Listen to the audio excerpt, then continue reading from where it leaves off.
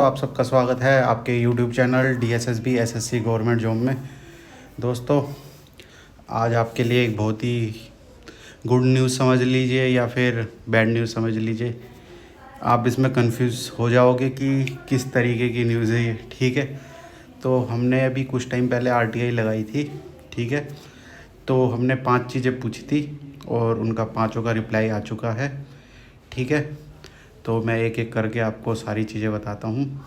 ठीक है, हमारा पहला क्वेश्चन था DSSB typing test passage screen होगी या स्क्रीन टू स्क्रीन होगी। तो ठीक है, ये इन्होंने एक रिप्लाई दिया है, यह विषय रिजल्ट ब्रांच के संबंधित नहीं है। RTI सेल द्वारा संबंधित एग्ज़ाम ब्रांच को स्थानांतरित किया जा चुका है। DSSB में जो टाइपिंग होगी वो स्क्रीन टू स्क्रीन लेआउट पर प्रदर्शित किया जाएगा। ठीक है, इन्होंने सिंपल सी भाषा में बोलूँ तो मैं स्क्रीन टू स्क्रीन टाइपिंग होगी। ठीक है, दूसरा क्वेश्चन था हमारा DSSB टाइपिंग टेस्ट किस सॉफ्टवेयर प्लेटफॉर्म पर आयोजित किया जाएगा। तो इन्होंने इसका आंसर किया है, यह विषय भी रिजल्ट ब्रांच से संबंधित नहीं है। ठीक है, तथा एग्ज़ाम ब्रांच को स्थानांतरित किया जा चुका है। टाइपिंग टेस्ट भर्ती परीक्षाओं हेतु विकसित एवं सुरक्षित सिक्योर ऑनलाइन परीक्षा इंटरफेस पर ही आयोजित किया जाएगा। मतलब इन्होंने इसका भी सीधा सीधा रिप्लाई नहीं किया है, पर हाँ ये बता दिया है कि जो भी आपकी टाइपिंग होगी वो आपकी सीधा ऑनलाइन ही आपको दिखाई जाएगी। और तीसरा क्वेश्चन था टाइपिंग साइज़ और कौन से फ़ॉन्ट में यूज़ होगी। तो ये आप इसका रिप्लाई देख सकते हैं।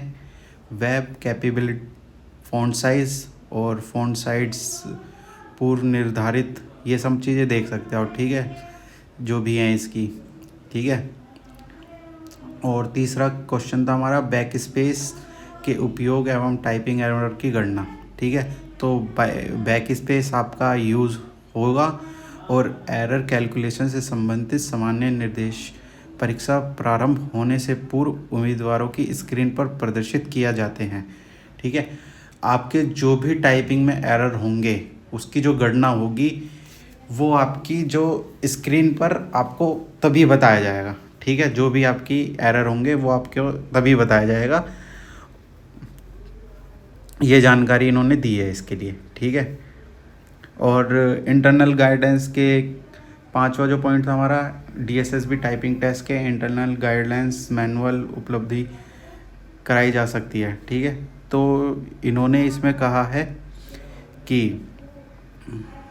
उम्मीदवार हेतु आधारिक निर्देश परीक्षा कार्यक्रम एवं सामान्य दिशा निर्देशक समय समय पर DSSB की आधिकारिक वेबसाइट पर प्रकाशित किए जाते हैं। ठीक है, जो भी इन्होंने अपने क्या कहते हैं नोटिस दिए थे टाइपिंग से रिलेटेड, वही आधार रहेगा इनका। और सबसे इम्पोर्टेंट बात है कि टाइपिंग के रूल्स रेगुलेशन के लिए कोई भी अब नोटिस नहीं आने वाला है। ठीक है, तो यही बात सबसे बड़ी है कि बच्चे इंतज़ार कर रहे थे कि टाइपिंग के लिए नोटिस आएगा कि रूल्स और रेगुलेशन क्या रहेंगे, पर DSSB ने साफ तौर पर मना कर दिया है कि इस तरीके की कोई भी जानकारी और नोटिस नहीं दिया जाएगा। ठीक है, अब छठा क्वेश्चन था क्या टाइपिंग टेस्ट में प्रोसेसिंग स्टेज या एवोल्यूशन प्रोसेस की विस्तृत जानकारी उपलब्ध कराई जा सकती है। यह प्रश्न टिप्पणी राय और कमेंट्स ओपिनियन से संबंधित है, जो कि सूचना अधिकार अधिनियम 2005 की धारा 2F के अंतर्गत सूचना की परिभाषा में नहीं आता है।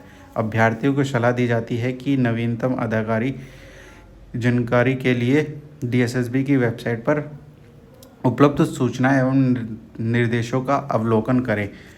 तो दोस्तों, ये था DSSB का रिप्लाई। आपको लगता है सारी चीज़ें क्लियर होंगी। पहली जो इसमें चीज़ निकल के आती है कि आपकी पेपर टू स्क्रीन टाइपिंग होगी। दूसरी जो चीज़ निकल के आती है जानकारी, वो है ये कि आपकी जो टाइपिंग एरर है वो आपको वहीं पर ही स्क्रीन पर ही दिखाई जाएंगे कि कितनी गणना होगी। और तीसरा जो आपका है कि आपका जो नोटिस आने वाला था वो नहीं आएगा। जो भी आपके प्रीवियस नोटिस आए हुए हैं उन्हीं के बेसिस पर ही आपकी टाइपिंग ली जाएगी, ठीक है।